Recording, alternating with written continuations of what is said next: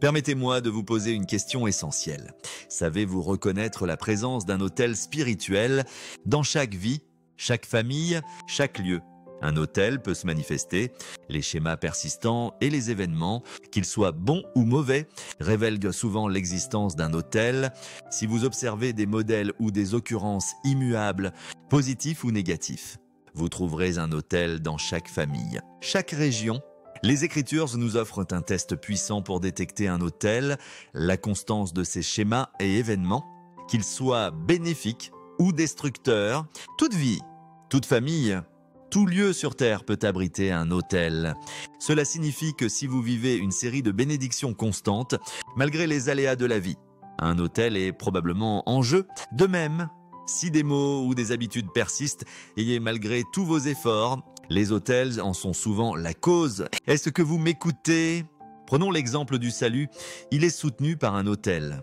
C'est pourquoi, à tout moment, lorsqu'une personne confesse Jésus, nul besoin d'être présent.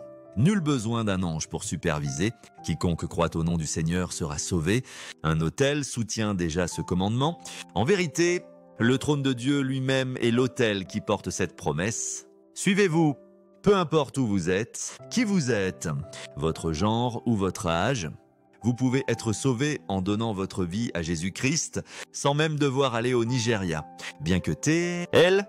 Osborne ne soit plus parmi nous, son message résonne encore car il repose sur la parole de Dieu, transmise par un autel. Si vous l'accueillez dans votre cœur, vous pouvez vous détourner de vos péchés et consacrer votre vie à Jésus là où vous êtes. Et l'autel lié à cette parole s'accomplira immédiatement dans votre vie. Sans la puissance d'un autel, le salut ne pourrait pas toucher toute l'humanité. Un autre exemple est la bénédiction nationale juive qui tire sa force des autels. C'est pourquoi, en visitant Israël, vous rencontrerez de nombreux Israélites qui s'identifient comme juifs. Pourtant, beaucoup d'entre eux ne sont pas nés de nouveau et n'ont pas placé leur foi dans le Dieu du ciel. Où qu'ils soient en Israël ou en Afrique, les Juifs sont considérés comme bénis selon l'alliance soutenue by un autel. Ils ont compris que s'associer à un Juif apporte des avantages, notamment la puissance des autels, qu'ils ne peuvent eux-mêmes expliquer. Soyez attentifs, car nous aborderons bientôt le sujet de l'Afrique. Sommes-nous ensemble? La rédemption est soutenue par un autel puissant, alors levez les yeux. C'est pourquoi Jésus n'a pas besoin d'apparaître physiquement, courant de pièce en pièce pour se proclamer.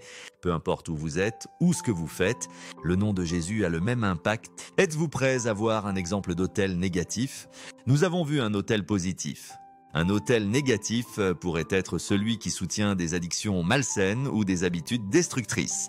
Notez bien, de nombreuses addictions persistent parce qu'elles trouvent un lieu de culte. Si cela vous affecte, que vous le reconnaissiez ou non, cela prouve l'existence d'un autel. Laissez-moi en nommer quelques-uns.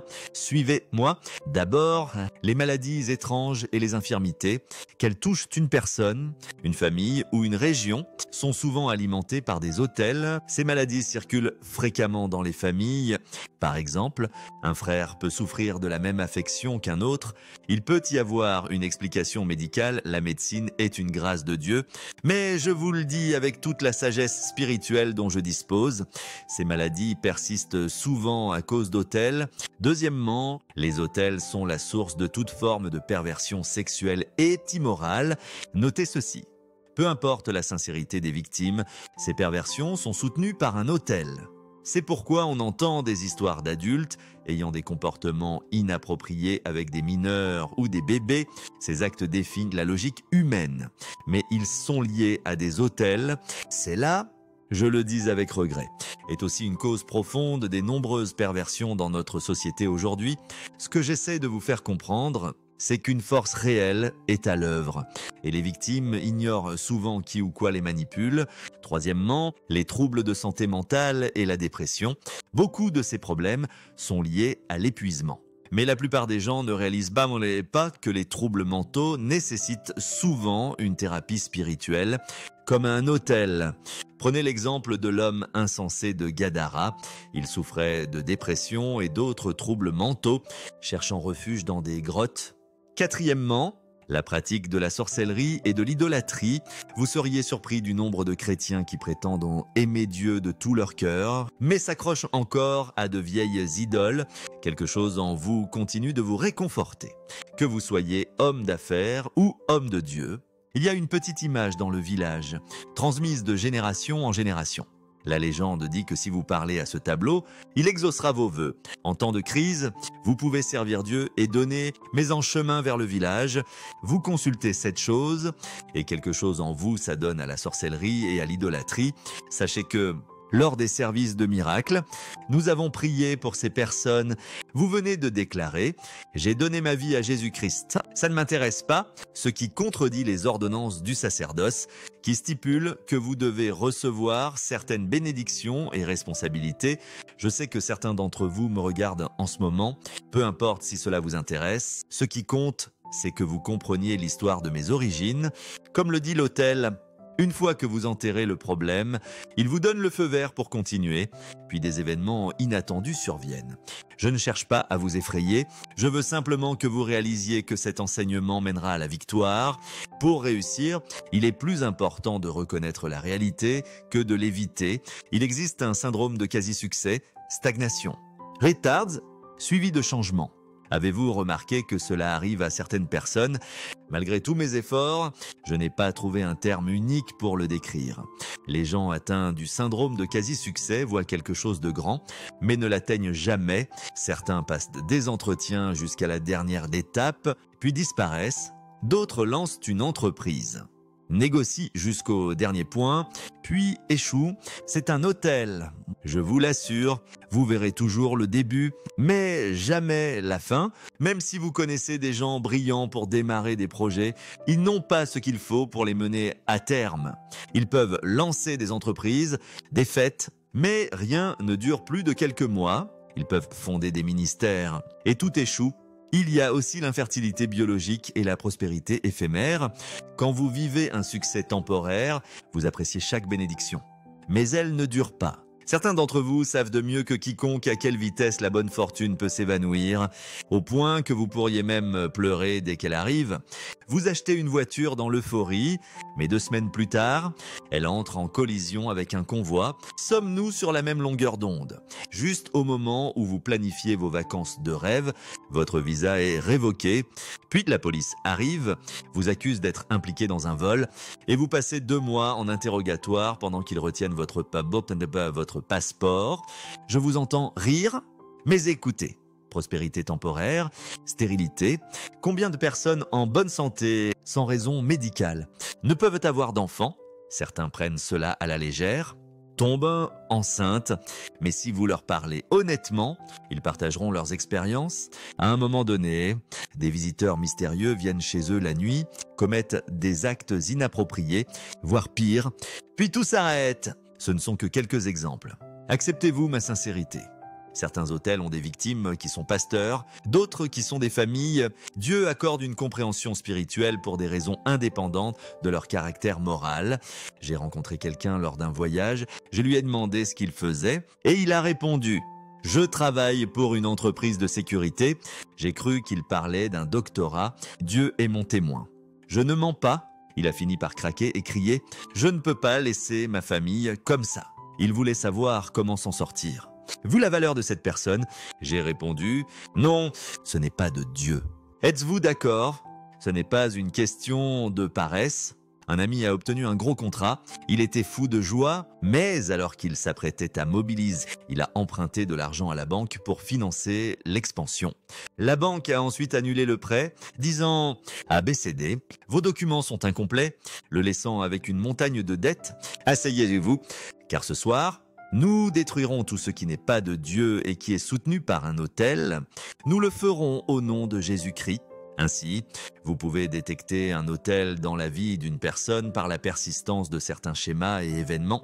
Par exemple, si votre arrière-grand-mère, votre grand-mère et votre mère ont toutes subi des agressions sexuelles, ce n'est pas une simple coïncidence. Avez-vous déjà vu des gens qui ont passé 10, 15, voire 20 ans à l'étranger pour finalement être retrouvés dans un village, et lorsqu'on leur demande « Monsieur, racontez-moi votre histoire », ils vous diront qu'ils vivaient en Amérique, amis avec le maire.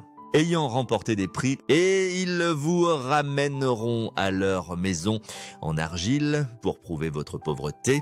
Et il dira, mon cher fils, tu n'as aucune idée. Le jeune, nouveau croyant, dira, peu importe, j'ai pitié de vous, pour revenir 10 ans plus tard au même endroit et se demander ce qui ne va pas. Connaissez-vous le personnage biblique de Jabez? Mesdames, imaginez que Jabez soit votre partenaire de vie sans le critiquer. Il a triomphé. Je dis simplement que vous seriez choqués de vous retrouver à tomber sans raison après tant de joie et de danse. Ce que je peux vous dire, c'est que les prophètes peuvent prédire ces choses, mais beaucoup manquent de maîtrise de la parole. Alors ils accusent ceux qu'ils avertissent d'être des sorciers. Ce n'est pas parce qu'ils ressentent en des autels que les personnes qui les adorent sont mauvaises. Être dans une communauté peut ouvrir des portes pour influencer la vie des autres. Tout ce qui se dresse sur votre chemin fera face à une opposition spirituelle si elle est déjà hostile contre vous. Le point crucial est que le royaume spirituel était contre Jonas alors que Dieu l'était aussi. Souvenez-vous, au chapitre 1 de Jonas, il fuya et il monta sur un bateau, et personne à bord ne savait qu'il se cachait. Vous penseriez qu'il a plongé tête la première dans les entrailles du poisson, mais ils ont tout perdu à cause d'une seule personne. Il en va de même lorsque Jésus était sur un bateau, sauvant des gens qui auraient autrement péri. Cela vous est-il familier? Cela signifie que tous ceux qui vous entourent bénéficieront de ce que vous apprenez ce soir. Applaudissements dans le nom de Jésus-Christ. Tout ce qu'il dit à Jacob est destiné à influencer Israël. Commencez-vous à comprendre ce qui a retenu Mama, votre père et vos frères et sœurs? L'Esprit Saint essaie de transmettre ce message à certains d'entre vous en ce moment. Vous êtes le roseau que Dieu sépare du feu. Alors écoutez attentivement, pour vos ancêtres et pour ceux qui viendront après vous, asseyez-vous tous dans l'histoire américaine. Les pères fondateurs, en revenant sur le site de leur nouveau pays, ont proclamé leur foi en Dieu en érigeant un autel et en invoquant son nom. De nombreux pays ne devraient pas être économiquement là où ils sont selon la loi de cause à effet, mais un autel semble rejeter ces contraintes. Alléluia! Peu importe ce qui arrive, l'autel parle encore. Levez les yeux. Beaucoup de nos ancêtres et arrière-grands-parents croyaient que diverses divinités pouvaient les protéger des guerres, de la pauvreté ou d'autres calamités. Ils ont donc établi ces pratiques légalement, formé des fraternités et des partenariats, et érigé divers autels. Les participants originaux ne sont peut-être plus là, mais l'autel maintient le temps constant. Pour un autel, 10 ans sont juste 10 ans et 200 ans ne sont que 200 ans. Si vous voulez savoir où Abraham a construit un autel, regardez le chapitre 28 de la Bible, où Jacob a eu une rencontre, qu'il ait dormi ou non. Cet autel agissait chaque jour et son arrière-arrière-petit-fils y est arrivé et y a dormi. Par chance. Il dormait profondément lorsqu'il s'est réveillé pour voir un défilé d'anges allant et venant. Apprenez-vous quelque chose? Les autels saints ont le pouvoir d'influencer non seulement les individus, mais aussi les familles. Écoutez, beaucoup de personnes, bien que peu régénérées, ont aidé les missionnaires en transformant des pièces de leur maison en sanctuaires où les croisés pouvaient résider. Ils étaient naïfs. Et dans leurs prières, certains missionnaires espéraient que les arrière-petits-enfants de ceux qui soutenaient l'Évangile n'auraient pas honte d'eux, même après leur mort. Un jour, vous rencontrerez un jeune qui n'est pas intéressé par Jésus et qui traîne simplement, puis les paroles de l'autel l'atteindront. Et il se retrouvera sur un champ de croisade et vous vous demanderez ce qui s'est passé. Avez-vous remarqué que certaines personnes semblent avoir une relation indéfectible avec Dieu, même sans être vraiment engagées envers lui? Malgré leurs efforts pour vous échapper, vous finirez par les retrouver. Quand vous ressentirez le besoin de prophétiser, ils seront les premiers que vous appellerez, mais ils ne le prendront pas au sérieux. Vous pourriez vous frustrer et demander pourquoi Dieu est si occupé à les chercher, ou même comment fonctionnent les autels. C'est urgent? Étranger. Écoutez, je vais révéler un secret et expliquer le rôle des autels. Nos ancêtres religieux exigeaient des résultats qui défiaient leur intelligence. Si vous pensez que c'est tout ce sur quoi ils reposaient, réfléchissez y à nouveau. Vous devez réaliser que le type de problème auquel nous faisons face, en tant que pays et en Afrique, dépasse la simple question politique. Ne voyez-vous pas l'uniformité des opérations? C'est un autel. Mes chers amis, et il ne s'agit pas seulement de présence,